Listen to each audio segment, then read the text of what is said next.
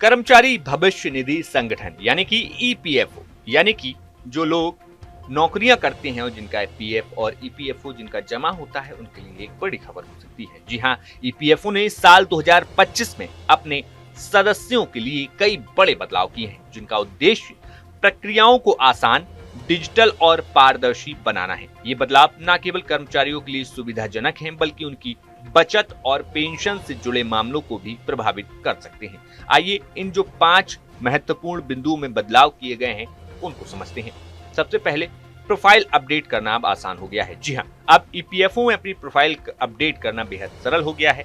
अगर आपका universal account number यानी कि यूएएन आधार से लिंक है, तो आप अपने नाम, जन्म तिथि, लिंग, राष्ट्रीयता, माता पिता का नाम, वैवाहिक स्थिति, पति पत्नी का नाम और नौकरी शुरू करने की तारीख जैसी जानकारी ऑनलाइन बिना किसी डॉक्यूमेंट के अपडेट कर सकते हैं।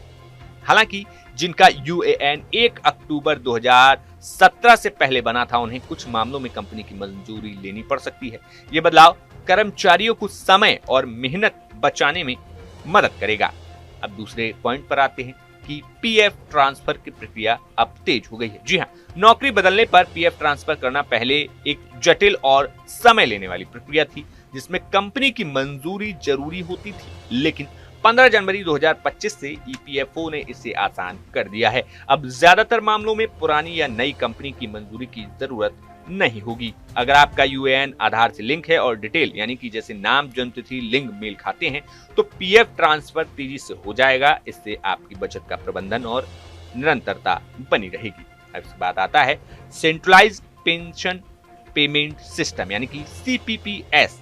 1 जनवरी 2025 से ईपीएफओ ने सेंट्रलाइज पेंशन पेमेंट सिस्टम शुरू किया है। अब पेंशन सीधे किसी भी बैंक खाते में एनपीसीआई यानी कि प्लेटफॉर्म के जरिए भेजी जाएगी।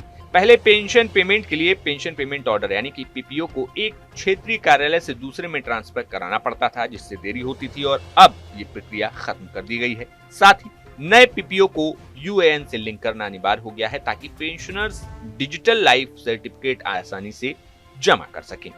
अब बात चौथे पॉइंट की। जी हाँ, हायर सैलरी पर पेंशन का स्पष्ट नियम। ईपीएफओ ने उन कर्मचारियों के लिए पेंशन नियमों को स्पष्ट किया जो अपनी उच्च सैलरी के आधार पर पेंशन लेना चाहते हैं। अब सभी के लिए एक समान प्रक्रिया अपनाई जाएगी। अगर कर्मचारी की सैलरी निर्धारित सीमा से ज्यादा है और वे अतिरिक्त अंशदान देते हैं, तो वे हायर सैलरी पर पेंशन ले सकते हैं। निजी ट्रस्ट चलाने वाली कंपनियों को भी ईपीएफओ के नियमों का पालन करना होता है। यह नियम पेंशन की राशि बढ़ाने में मदद करेगा। अब आते हैं आखिरी पॉइंट पर, जिसमें बदलाव किए गए हैं। ये पॉइंट है ज्वाइंट डिक्लेरेशन प्रक्रिया, यानी कि अब इसको सरल कर दिया गया है। 16 जनवरी 2025 को ईपीएफओ ने ज्वाइंट डिक्लेरेशन यानी कि जेडी की प्रक्रिया को सरल बनाने के लिए नए दिशा निर्देश जारी किए।